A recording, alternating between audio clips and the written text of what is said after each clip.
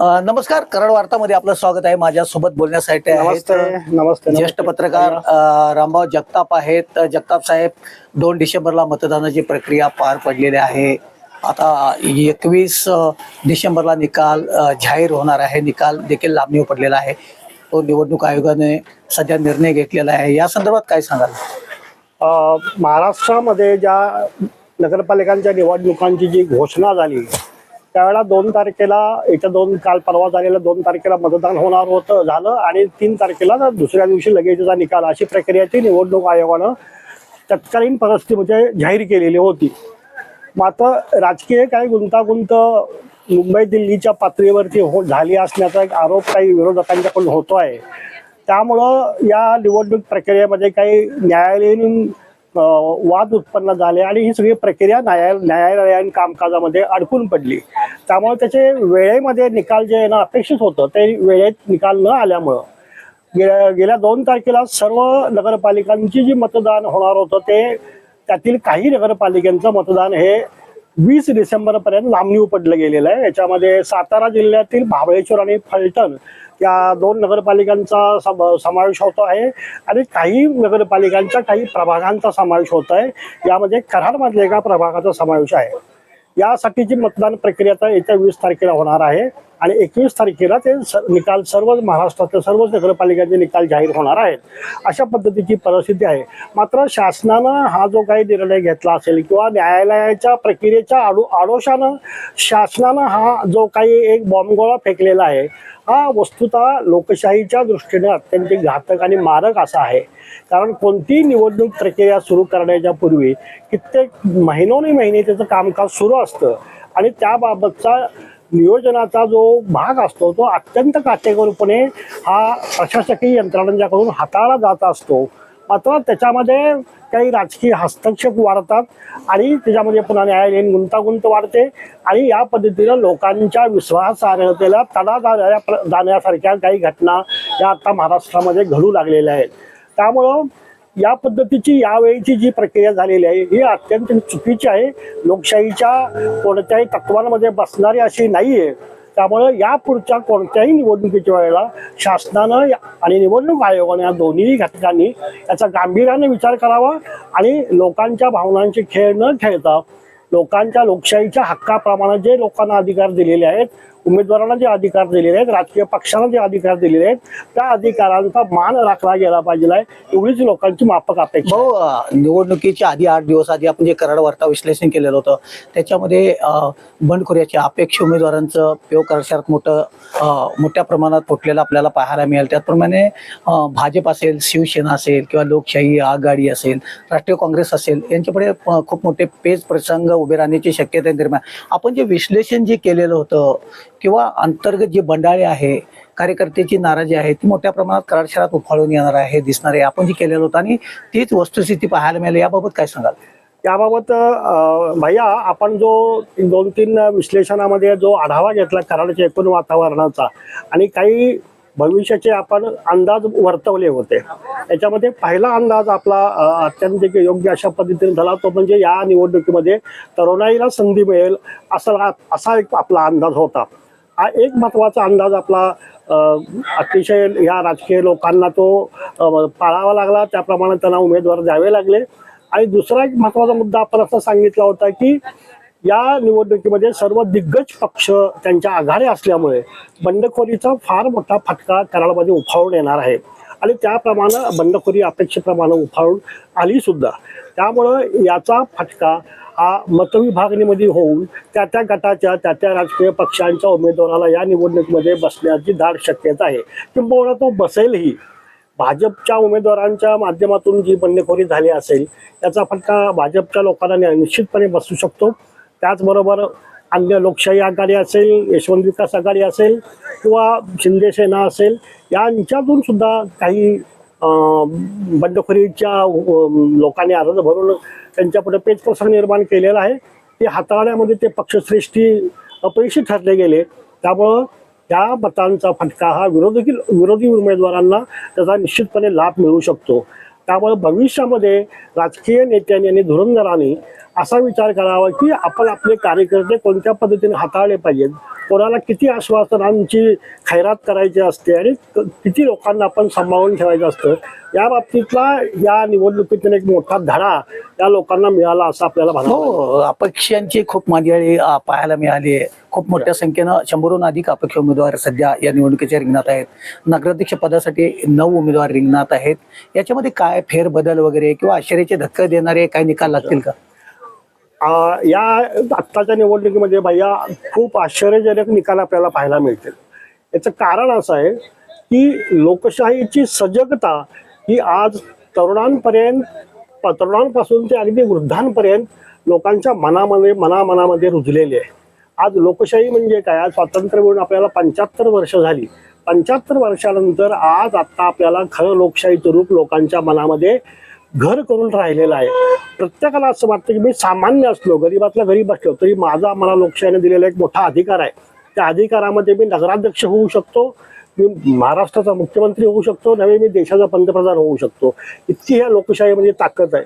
पण कराडसारख्या नगरपालिकेचा विषय असेल, शेजारी आपल्या मलकापूरच्या नगरपालिकेचा असेल, किंवा अगदी मी म्हणतो ग्रामपंचायत लेवल असो, प्रत्येक व्यक्तीला त्या गावातील त्या शहरातील आपण कुठे ना कुठे या शहराचं नेतृत्व करावं, या लोकांच्या जनसेवेसाठी आपण वाहून घ्यावं, म्हणून त्यांच्या भावना उफावून येणं स्वाभाविक आहे. आणि त्यांना या माध्यमातून आपण लोकांपर्यंत पोहोचण्याची त्यांची तीव्र इच्छा आहे. त्यामुळं लोकांना या लोकशाहीच्या अधिकाराची जाणीव झाल्यामुळं आज त्यांनी अर्ज दाखल केले, अर्ज ठेवले, निवडणुकीला सामोरे गेले. कदाचित याच्यातून ही जी नवतरुण पिढी आहे किंवा या पद्धतीने जे वारंवार दिसणारे जे चेहरे आहेत, या चेहऱ्यांच्या ऐवजी नवचेहऱ्यांना मतदार स्वीकारू शकतो, मतदार निवडून देऊ शकतो, अशा पद्धतीचे चित्र आपल्याला करायला. 69,000 मतांची आकडेवारी असताना, नोंदणी असताना शासनाकडे कमीत कमी 20,000 मतदारांनी मतदान प्रक्रिया नाकारली आहे. मतदानापासून ते वंचित राहिलेले आहेत. जवळजवळ 20,000 हे मतदारांनी मतदान केलेलं नाहीये. याचा फटका कोणाला बसू शकतो, कोणाला फायदा होऊ शकतो?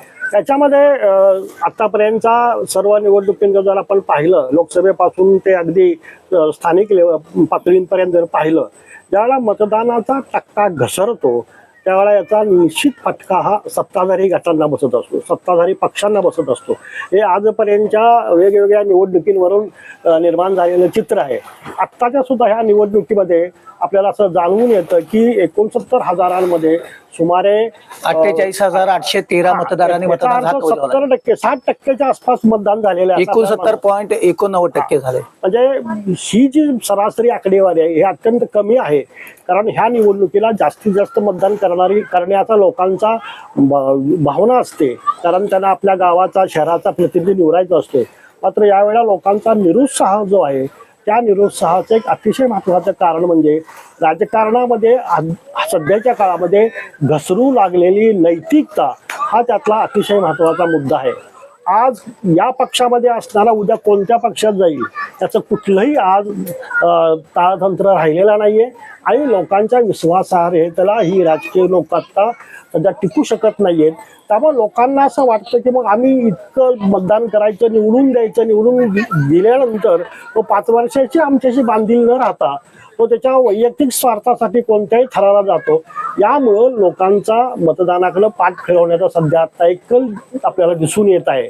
यासाठी या राजकीय लोकांनी कुठे ना कुठे आपली नैतिकता सांभाळून राजकारण करावं लागेल, हा एक संदेश आहे. तोटा कोणाला होणार? त्यामध्ये प्रामुख्यानं माझ्या माहितीनुसार सत्ताधारी मतदान जेव्हा कमी होतं त्यावेळेला निश्चितपणे सत्ताधारी आज भारतीय जनता पक्ष हा सत्तेमध्ये आहे, त्याचबरोबर अजित पवार यांची राष्ट्रवादी काँग्रेस आहे आणि शिवसेनेचा एकनाथ शिंदेचा गट आहे. हे सध्या सत्तेत असणारे घटक आहेत. त्याच्या विरुद्ध ही महागाईतून काही लोक आपण पाहतोच आहोत. मात्र याचा कमी टक्केवारीचा फटका हा निश्चितपणे सध्याच्या सत्ताधारी गटांना बसण्याचा जास्त धोका आहे. पण तो बसू शकेल किंबहुना बसेल असा माझा या परवाच्या निवडणुकीच्या 2 तारखेच्या मतदानावरती जो एक माहोल पाहिला, प्रत्येक ठिकाणी जाऊन जे आपण निरीक्षण केलं, या सर्व निरीक्षणातून ही एक प्रकर्षानं जाणवलेली बाब आहे की या कमी मतदानाचा सत्ताधारी पक्षाला मोठा फटका. 2 डिसेंबरला कराड शहरातील एकूण 74 मतदान केंद्रावर मतदानाची प्रक्रिया पार पडली आहे. निकाल लांबणीवर आहे. उमेदवारांच्या पेक्षा कार्यकर्त्यांची धाकधूक ज्यादा वाढल्याचं चित्र दिसतंय. काय उद्याचं निवडणुकीचं चित्र असेल? कशा प्रकारे कराड शहरात वातावरण असेल? आता निवडणुकीचा निकाल जरी लांबलेला असला 21 डिसेंबरला जाहीर करण्यात 21 डिसेंबरला होतो आहे. 20 डिसेंबरला काही ठिकाणचं मतदान होतंय. अगदी कराडमधल्या एका 15 प्रभाग क्रमांक 15चं कराडलाही होत आहे, फलटणला होत आहे, महाबळेश्वरला होत आहे. एक याच्यामध्ये विरोधकांची जमेची बाजू अशी आहे की 3 तारखेला ज्या नगरपालिकांचं मतदान झालेलं होतं त्याची निवडणुकी मतमोजणी घेण्याचं निवडणूक आयोग आणि सरकारनं ठरवलेलं होतं. मात्र रामराजे नाईक निंबाळकरांसारख्या काही धुरंधर राजकारण्यांनी न्यायालयीन प्रक्रियेद्वारे हा डाव त्यांचा हाणून पाडला आणि त्याची मतमोजणी त्यांनी आता 20ला मतदान आणि 21ला मतमोजणी ठेवलेली आहे. जर ही मतमोजणी 3ला झाली असती तर याचा मोठा फटका हा विरोधकांना बसला असता, कारण त्याचा परिणाम पुढच्या होणाऱ्या निवडणुकीवरती झाला असता. मात्र आता सध्याच्या परिस्थितीमध्ये असा कुठलाही धोका तर राहिलेला नाहीये. त्यामुळे त्याचा फायदा विरोधकांना आता मोठ्या प्रमाणामध्ये मिळणार आहे आणि 20 तारखेच्या निवडणुकीमध्ये जे मतदान आता होणार आहे ते निश्चितपणे सत्ताधारी विरोधी जास्त मतदान होईल असा माझा एक अंदाज आहे. एकंदरीत भाऊ मला सांगा की 20 म्हणजे 69,000 मतदारांची संख्या असताना 48,813 मतदारांनी मतदान केले. 20,000 मतदार वंचित राहिलेले आहे. याच्यामध्ये प्रशासन जनजागृती करायला कमी पडले, कार्यकर्ते पडले की उमेदवार पडले, काय नेमके गणित आहे? प्रशासनाची या बाबतीमध्ये जागरूकता कमी पडली असं आपल्याला म्हणता येणार नाहीये. कारण गेल्या लोकसभेच्या निवडणुकीला असेल, गेल्या विधानसभेच्या निवडणुकीला असेल आणि आत्ताच्या नगरपालिकांच्या निवडणुकीच्या या असेल, प्रशासनानं मतदानासाठीची जागृती मोठ्या प्रमाणामध्ये केली. त्यासाठीचे वेगवेगळे त्यांनी कॅम्पेन केले, काही रॅल्या काढल्या, काही शालेय विद्यार्थ्यांचा आधार घेऊन त्यांनी निवडणुकीची जागृती होण्यासाठी काही कृती करून दाखवल्या लोकांसमोर. त्या सर्व प्रकारचे प्रयत्न प्रशासकीय पातळीवरून करण्यात आले. त्यामुळं प्रशासन यामध्ये कुठे कमी पडलं असं वाटत नाहीये. पण राजकीय लोकांच्या मध्ये निर्माण झालेली अनैतिकता, अविश्वासार्हता आणि त्यांच्यामधलं अधःपतन हे लोकांच्या आता मनाला बोचत आहे. दादा, कोणत्या गटाला कराड शहरात किती जागा मिळतील, काय आपला अंदाज आहे? साधारणतः आता माझ्या परवाच्या निवडणुकी दिवशी मी जो माहोल पाहिला त्या माहोलमध्ये मला एक जे प्रकर्षानं चित्र जे जाणवून आलं ते या वेळच्या ह्याच्यामध्ये 3 आघाड्यांचा मध्ये आता हा सामना होतो आहे. एक भाजप पुरस्कृत एक आघाडी आहे, एक लोकशाही विकास आघाडी आहे, ती महाविकास आघाडीचा घटक पक्ष आहे, आणि एक यशवंत विकास आहे, ते एकनाथ शिंदेच्या गटाच्या लोकांचे आहे. त्याला शंभूराजेंचाही पालकमंत्र्यांचाही त्याला उघडपणे पाठिंबा आहे. या सर्व प्रक्रियेमध्ये यामध्ये प्रामुख्यानं आत्ता नगराध्यक्ष पदाची जी प्रमुख लढत होईल ही यशवंत विकास आघाडीचे राजेंद्र सिंह बाबा यादव बाबा आणि विनायक अण्णा पावसकर या 2 दिग्गज उमेदवारांच्या मध्ये मुख्य लढत आपल्याला दिसून येईल. आणि या दोघांच्या मध्ये मतमोजणीच्या दिवशी मतांचा कमी जास्तपणा आपल्याला आढळून येईल. शेवटच्या क्षणाला जो कोणी निवडून येईल तो अत्यंतिक अल्प मताधिक्यानं निवडून येईल अशी आजची परिस्थिती आहे. कारण दोन्ही उमेदवारांनी सर्व पातळ्यांवरती प्रचाराचा रणधुमाळी मोठ्या प्रमाणात धुरळा उडवलेला होता. लोकांपर्यंत ते पोहोचले होते. लोकांच्या मनामध्ये त्यांनी आपलं काम, आपलं व्हिजन, आपलं पुढची उद्दिष्ट हे सर्व बिंबवलेलं होतं. त्यामुळं दोन्ही मतदारांनी यावेळेला यशवंत विकास ही आघाडी आहे, लोकशाही ही आघाडी आहे, राष्ट्रीय काँग्रेस असेल